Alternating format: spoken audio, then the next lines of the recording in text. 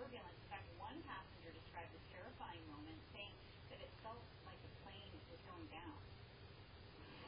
If you didn't have your seatbelt on, everyone that didn't have, they hit the ceiling and then they fell to the ground. And the carts also hit the ceiling and fell to the ground, and people were injured, and it happened several times, so it was really scary.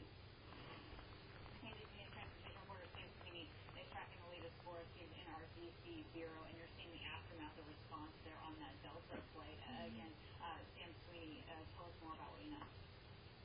Certainly some scary moments for those people on board that plane headed to Amsterdam. That plane ending up making an emergency landing diverting to Minneapolis, where 25 people were taken to the hospital. But this was about an hour or so into the flight. Flight attendants were already up. They were beginning that meal service, meaning they had those carts, those